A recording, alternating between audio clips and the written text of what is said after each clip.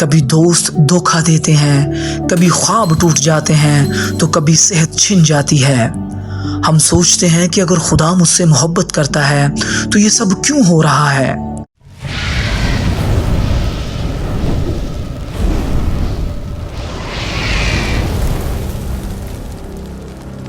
یسوع ناصری کے نام میں، جو قہر کرنے میں دھیما اور شفقت میں غنی ہے، آپ کی سلامتی ہو۔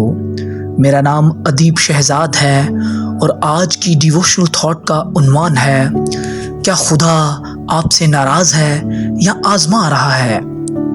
زندگی کے سفر میں جب ہم دکھ، ناکامی، بیماری یا نقصان سے گزرتے ہیں تو دل خود بخود سوال کرتا ہے، کیا خدا مجھ سے ناراض ہے؟ کیا میں نے کچھ غلط کیا ہے؟ یہ سوال ہر اس دل سے نکلتا ہے جو خدا سے محبت رکھتا ہے۔ لیکن آئیں ہم خدا کے کلام سے اس راز کو سمجھنے کی کوشش کریں کہ آیا یہ خدا کا غصہ ہے یا اس کی آزمائش۔ دنیاوی لحاظ سے ہر انسان زندگی میں مشکلات سے گزرتا ہے۔ کبھی دوست دھوکہ دیتے ہیں، کبھی خواب ٹوٹ جاتے ہیں تو کبھی صحت چھن جاتی ہے۔ ہم سوچتے ہیں کہ اگر خدا مجھ سے محبت کرتا ہے تو یہ سب کیوں ہو رہا ہے؟ لیکن سچ یہ ہے کہ اکثر ہمارے دکھ سزا نہیں بلکہ تربیت ہوتے ہیں۔ دنیا ہمیں گرا سکتی ہے مگر خدا ہمیں گرنے نہیں دیتا۔ وہ صرف ہمیں جھکنے کی تعلیم دیتا ہے تاکہ ہم اس پر مکمل بھروسہ کرنا سیکھیں۔ بائبل میں ایوب کی مثال ہمیں یہی سکھاتی ہے کہ کبھی کبھی خدا ہمارے ایمان کی گہرائی دیکھنے کے لیے ہمیں آزماتا ہے، نہ کہ ناراضگی کے باعث ہمیں سزا دیتا ہے۔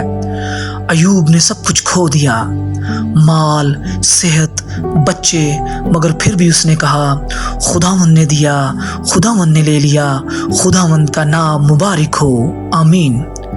ایوب کی وفاداری نے خدا کے دل کو خوش کیا اور آخر میں خدا نے اسے پہلے سے زیادہ برکت دی۔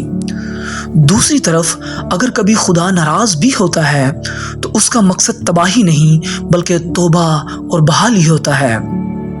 زبور 30 اور اس کی 5ویں آیت میں لکھا ہے، کیونکہ اس کا قہر دم بھر کا ہے، اس کا کرم عمر بھر کا، آمین۔ خدا کا غصہ انسان جیسا نہیں، وہ وقتی، پاک اور مقصدی ہوتا ہے۔ وہ ہمیں اپنے راستے پر واپس لانے کے لیے تنبیہ کرتا ہے تاکہ ہم گناہ سے ہٹ کر زندگی کے راستے پر چل سکیں۔ عبرانیوں کے خط 12ویں باب اور 6 آیت میں بیان ملتا ہے، کیونکہ جس سے خداوند محبت رکھتا ہے اسے تنبیہ بھی کرتا ہے، اور جس کو بیٹا بنا لیتا ہے اس کے کوڑے بھی لگاتا ہے، آمین۔ اس کا مطلب یہ ہے، اگر خدا ہمیں سختی سے گزارتا ہے تو وہ ہمیں اپنی محبت سے سنوار رہا ہے، نہ کہ ہمیں چھوڑ رہا ہے۔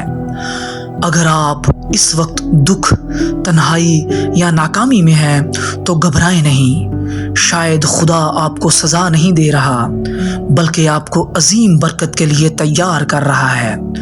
اس کا مقصد آپ کو توڑنا نہیں بلکہ آپ کو بنانا ہے۔